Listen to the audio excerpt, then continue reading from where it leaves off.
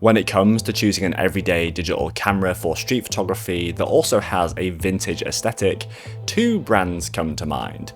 Three if you include Nikon.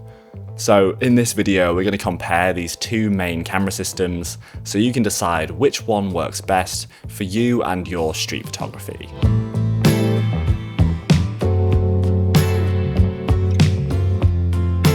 And thank you to Squarespace for sponsoring this video. Both Olympus and Fujifilm have been around since the early days of mirrorless cameras, as well as their brief stints in the DSLR era. Compared to brands like Sony and Canon, they've always leaned much more into this analog SLR and rangefinder style of cameras, rather than going the full professional hybrid digital camera route. Sure, a vintage looking digital camera doesn't make your photography better, but it's hard to argue that a camera that you enjoy using and enjoy shooting with is going to get you out and taking more photos, compared to carrying around a large, press photography style hybrid camera. The vintage aesthetic of these cameras are only a very small part of their general appeal for shooting street photography. Neither Fujifilm or Olympus use full frame sensors on their cameras.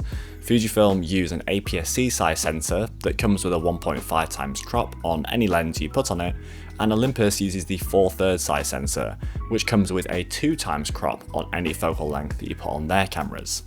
And in many cases, a smaller sensor can be seen as a disadvantage. But specifically in street photography, these two smaller size sensors actually have some advantages, some that are unique to Fujifilm and some that are unique to Micro Four Thirds. Of course, Olympus, now OM System, aren't the only brand that use the 4/3 sensor and the Micro Four Thirds mount.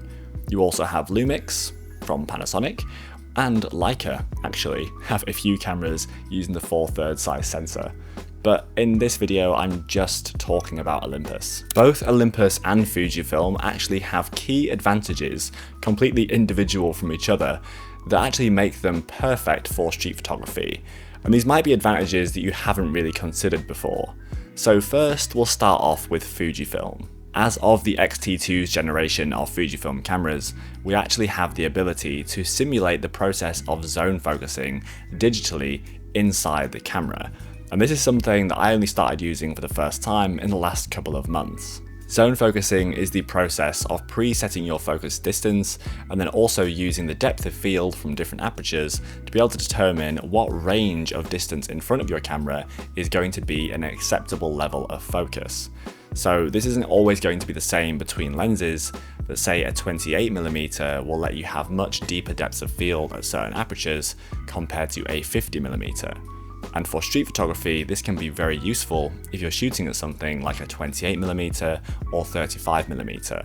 This lets you preset your focal distance and be able to determine what's going to be acceptably sharp in front of your camera without needing to rely on autofocus. So Fujifilm cameras are actually unique in the fact that they give us this interface to be able to see digitally on our LCDs rather than just using zone focus marks on the top of manual focus lenses.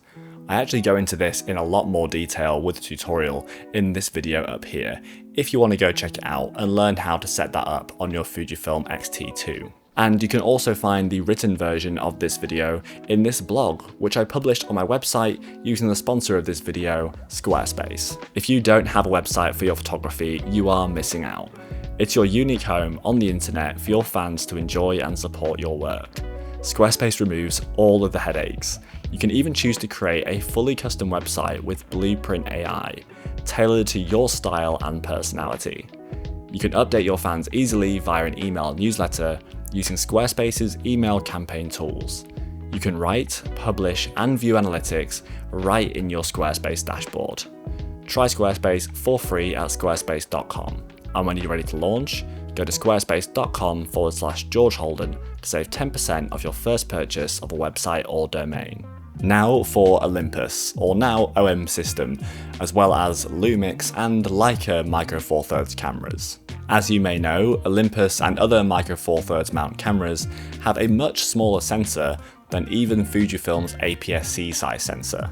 Much of the time, you may think of a smaller sensor as being a disadvantage for most areas of photography, but But actually for street photography, these smaller sensors have a key advantage. You might know that with any micro four thirds mount lens, the focal length you see on the lens is actually half of the 35mm full frame equivalent field of view. What does that mean? Well, on this 17mm lens, this actually has the full frame equivalent field of view of a 34mm lens. So a full frame 35mm is going to have the same field of view as this micro four thirds mount 17mm. This is because the 4/3 sensor has a crop factor of 2 times. So that means any focal length you're looking at in micro four thirds, just double that number, and that's the equivalent field of view you're going to get in full frame terms. So a 14mm is going to be 28, a 20mm is going to be 40, a 25mm is going to be 50. It's quite simple, and some people might see this as a drawback, but in some situations this can have a big benefit. Like when it comes to getting a longer focal length prime, for example, like this Olympus 45mm f1.8. This gives us the equivalent field of view of 90mm in full frame terms.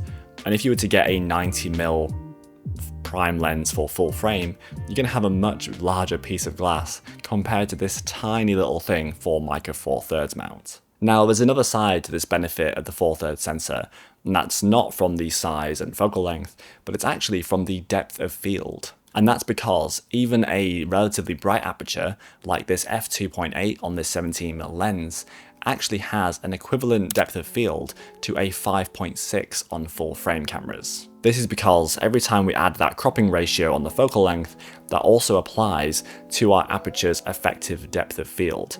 So this can be seen as a bad thing in many parts of photography. Say if you're trying to create really soft out of focus backgrounds, you have to get a much faster aperture lens to be able to create those sort of effects on 4/3 sensors. But for street photography, that isn't always what we want.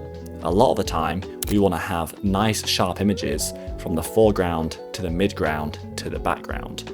So 4/3 size sensors are actually a huge benefit, because a lot of the time, if you're shooting on a full frame camera, like I often do, and you're shooting at 28mm or 35mm, you might be stopping down to 5.6 or f8 or f11 just to get that kind of effect. So you're carrying a lot more heavier gear to be able to create the same effect you can create with a micro four thirds mount camera with your aperture just opened up a little bit more.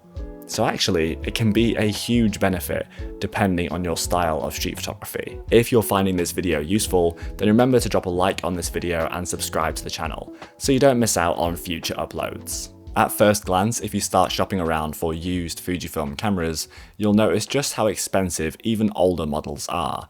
Likewise for Olympus and the Pen F that I picked up recently, some cameras that are a bit rarer that don't have multiple versions go for quite a lot of money. But there are still deals to be had both from Fujifilm and from Olympus cameras. So kicking off with something like the Fujifilm X-T1 or X-E1 or X Pro 1. As you can tell from the 1 at the end of these names, these are very much the first iteration of each of the main lines from Fujifilm. I owned the X Pro 1 a couple of years ago, and I thought the images out of that camera were beautiful. I wasn't personally a fan of the OVF hybrid setup on that camera, but in terms of the image quality from that only 16 megapixel APS-C sensor, I thought it was a fantastic camera for everyday street photography. But if you wanted to spend a tiny little bit more, like just bump up your budget a tiny bit, you could get something like the X-T2, which I currently own. And honestly, the X-T2 being the first line, this first generation, that get this kind of improved zone focusing interface, I think is worth that additional investment. Because you can create this interface on the older cameras, but they only have what is called pixel basis. I'm trying to remember, I think it's pixel basis for the zone focusing, whereas on the X-T2 you have the film format basis. But again, I talk about this all in a lot more detail in this video up here. As for Olympus and micro four thirds, I want to first start with the Olympus EM5. This is actually, you can think of this as the first iteration of the new OM5 from OM System. We had the EM5 and the Mark II, and now we have the OM5. The EM5 is quite similar to their other much smaller SLR style mirrorless cameras, but it has the benefit of a magnesium alloy body and a decent spec bump amongst most of their cameras.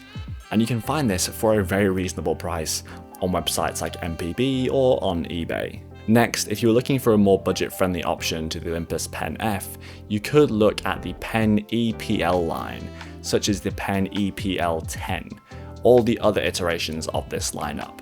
You can find these very affordable on most websites like MPB and eBay, and they have full access to the full range of Micro Four Thirds mount lenses to create very small pocketable setups.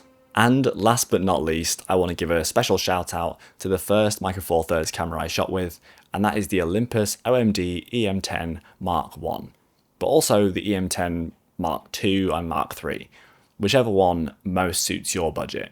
But these cameras are exceptionally small for the value and the specs that they offer, and they are fantastic for shooting street photography with. They have very nice touchscreen tilting LCDs, and they pair really nicely with a whole range of Micro Four Thirds mount lenses, such as in this video here with the 17mm f1.8 to create a Fujifilm X100V experience in a Micro Four Thirds camera.